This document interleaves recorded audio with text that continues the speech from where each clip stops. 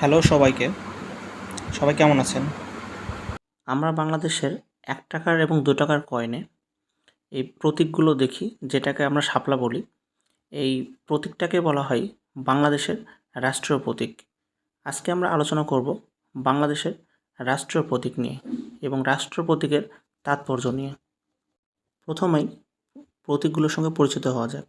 এখানে রয়েছে পানি এবং পানিতে ভাসমান শাপলা, দুপাশে ধানের শীষ বেষ্টিত এবং মাঝখানে ৩টি পরস্পরযুক্ত পত্রযুক্ত পাট গাছ এবং দুপাশে দুইটি করে মোট ৪টি তারকা, অর্থাৎ বাংলাদেশের রাষ্ট্রীয় প্রতীকে রয়েছে পানিতে ভাসমান শাপলা, ধানের শীষ দুই পাশে দুটি বেষ্টিত, মাঝখানে ৩টি পরস্পরযুক্ত পাতাযুক্ত পাট গাছ এবং দুটি করে মোট ৪টি তারকা। এখন আমরা দেখব এগুলোর কোনটি কী অর্থ বহন করে।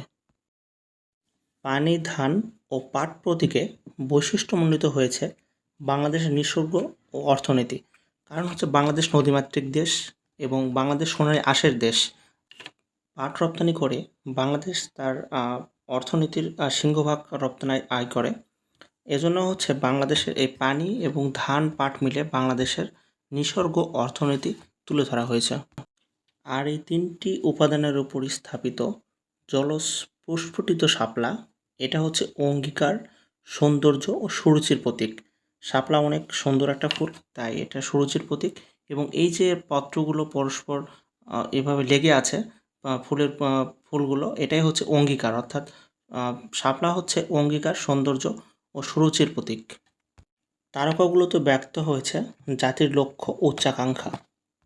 এক কথায় বাংলাদেশের জাতীয় প্রতীকে রয়েছে পানিতে ভাসমান শাপলা, দুই পাশে ধানের শীষ বেষ্টিত, মাঝখানে ৩টি পরস্পর পত্রযুক্ত পাট গাছ এবং তার দুই পাশে দুইটি করে মোট ৪টি তারকা। এখানে পানি, ধান এবং পাট গাছ, পাট, এই প্রতীকটা বাংলাদেশের নিসর্গ অর্থনীতি প্রকাশ করে এবং শাপলা অঙ্গীকার, সৌন্দর্য, সুরুচির প্রতীক। মাঝখানে যে ৪টি তারকা আছে, এর অবশ্য আরও একটা মিনিং আছে। এটা হচ্ছে বাংলাদেশের যে জাতীয় সংবিধানের মূল ৪ নীতি ছিল ১৯৭১ সালের দেশ স্বাধীন হওয়ার পরবর্তী সময়ে। সেটা হচ্ছে যে জাতীয়তাবাদ, গণতন্ত্র, সমাজতন্ত্র এবং ধর্মনিরপেক্ষতা।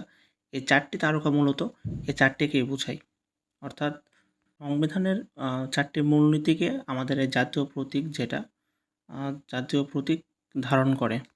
বাংলাদেশের জাতীয় প্রতীক সবাই ব্যবহার করতে পারে না, এটা শুধু বাংলাদেশের প্রধানমন্ত্রী এবং রাষ্ট্রপতি ব্যবহার করতে পারেন। আচ্ছা, এখন আমরা যেটা কথা বলি সেটা হচ্ছে জাতীয় প্রতীকটা কী। একটা জাতি যখন স্বাধীন হয়, সার্বভৌম হয়, তখন সেই জাতিকে একটা সম্প্রদায় হিসেবে বিবেচনা করা হয় এবং সেই জাতি বিশ্বের কাছে প্রমাণস্বরূপ বা প্রকাশস্বরূপ সেই একটা প্রতীক যেটা উপস্থাপন করে সেটা হচ্ছে জাতীয় প্রতীক। এটা আরও স্পেসিফিকভাবে বলতে গেলে জাতীয় প্রতীকটা মূলত সেই জাতির জনগণের মূল্য, লক্ষ্য এবং ইতিহাস মৌখিক বা আইকনিক উপস্থাপনের মাধ্যমে জনগণকে একত্রিত করে।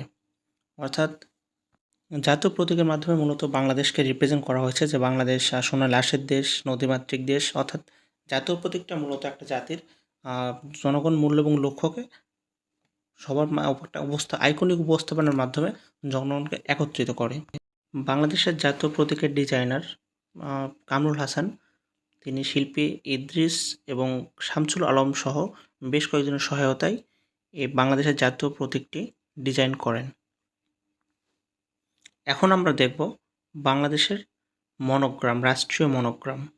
বাংলাদেশের রাষ্ট্রীয় মনোগ্রামের রয়েছে লাল রঙের বৃত্তের মাঝখানে হলুদ রঙের বাংলাদেশের মানচিত্র এবং বৃত্তের উপরে লেখা রয়েছে গণপ্রজাতন্ত্রী বাংলাদেশ, নিচে লেখা রয়েছে সরকার এবং বৃত্তের পাশে 2টি করে মোট 4টি তারকা।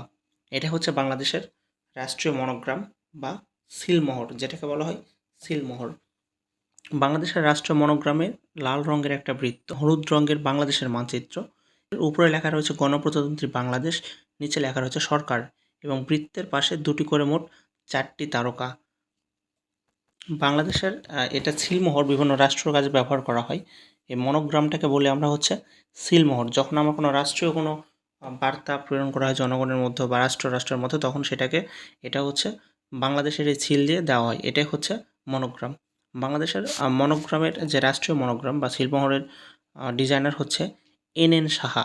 এন সাহা, যার পূর্ণ নাম হচ্ছে নিত্যানন্দ সাহা, সংক্ষেপে এন সাহা। জাতীয় প্রতীক এবং জাতীয় মনোগ্রামের মধ্যে ডিফারেন্স হচ্ছে, পার্থক্যটা হচ্ছে জাতীয় প্রতীক যেটা জাতির জনগণের মূল্য, লক্ষ্য এবং ইতিহাসের মৌখিক একটা উপস্থাপন করে, এবং জাতীয় মনোগ্রাম হচ্ছে একটা জাতীয় সরকারের সিলমোহর। সবাইকে অসংখ্য ধন্যবাদ, ভালো থাকবেন।